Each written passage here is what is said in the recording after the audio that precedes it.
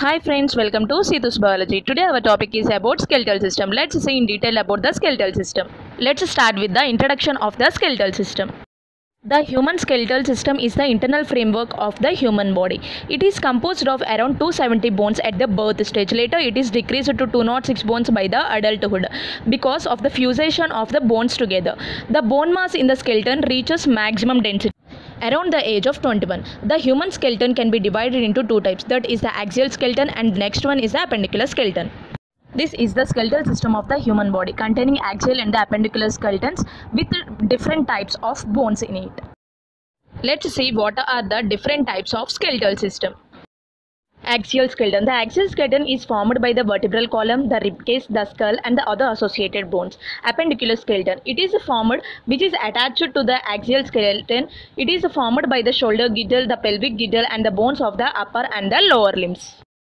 Let's see in detail about the axial skeleton. It contains 80 bones and it is formed by the vertebral column which contains 32 to 34 bones. The number of vertebrae different from the human to human.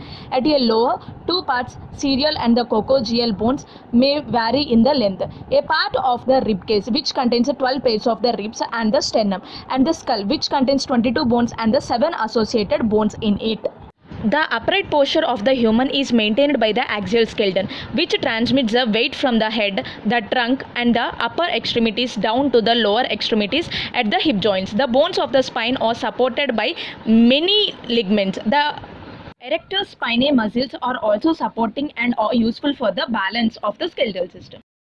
Let's see about the appendicular skeleton. The appendicular skeleton mainly contains 126 bones. It is formed by the pectoral girdles, the upper limbs, the pelvic girdle also known as the pelvis and the lower limbs.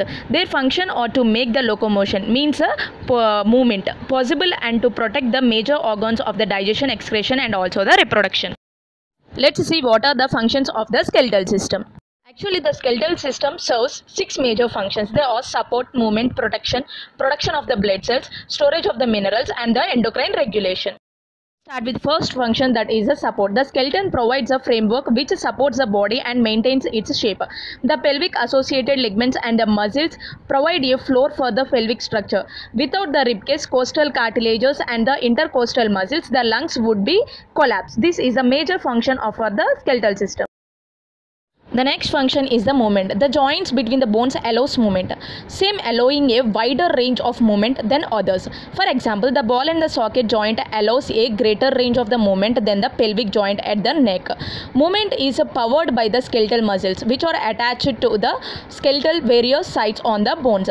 Muscle bones and the joints provide a principal mechanism for movement, all coordinated by the nervous system. It is believed that the reduction of the human bone density in prehistoric times reduced the agility and the dexterity of the human movements. Shifting from hunting to agriculture has caused human bone density to reduce it significantly. This is the main function, movement function for the skeletal system.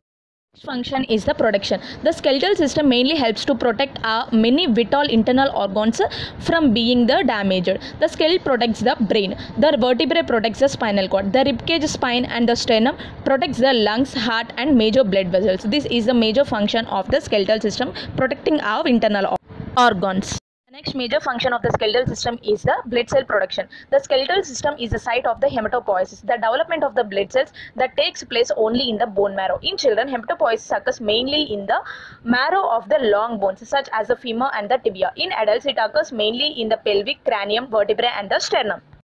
The next function is the storage. The bone matrix can store calcium and is involved in the calcium metabolism, and the bone marrow can store iron in ferritin form and is involved in the iron metabolism. However, bones are not entirely made of calcium but a mixture of chondroitin sulfate and a hydroxyapatite that later make mixing up 70% of the bone. Hydroxyapatite in turn composed of 39.8% of the calcium, 41.4% of the oxygen, 18.5% of the phosphorus and the 0.2% of the hydrogen biomass. Chondroitin sulfate is a sugar made up of primarily of the oxygen and the carbon.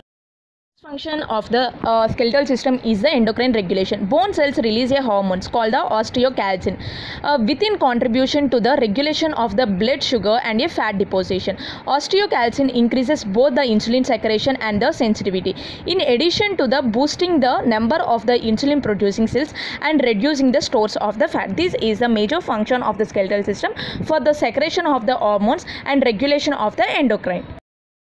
Let's see what are the clinical significance of the skeletal system. Actually, there are many classified skeletal disorders. One of the most common disorder is the osteoporosis. Also, it is known as the scoliosis, a side-by-side curve in the back of the spine, often creating pronounced C or S shape when viewed on a X-ray of the spine. This condition is most apparent during the adolescence and is most common with the female. Major disorder is the arthritis. Arthritis is a disorder of the joints. It mainly involves the inflammation of one or more joints. When affected by the arthritis, the joint or joints affected may be painful. May move in unusual directions or may be immobilized completely.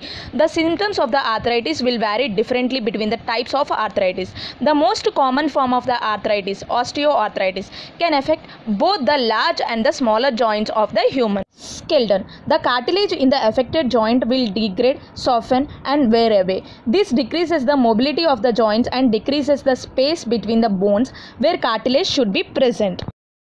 The next common disorder is the osteoporosis. It is a disorder of the bone where there is a reduced bone mineral density, increasing the likelihood of the fracture. Osteoporosis is the most common in women after the menopause stage. At the time, it is known as the post-menopause osteoporosis, but may develop in the men and premenopausal women in the presence of the particular hormonal disorders and other chronic disorders or as result of smoking and the medication, especially glucocorticoids.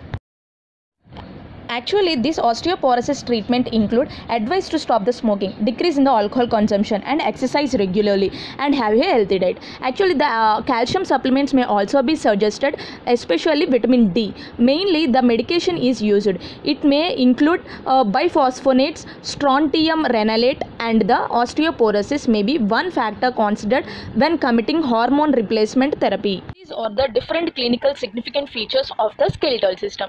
I think you like this video. If you like this video, please do subscribe, share and the like. Thank you so much.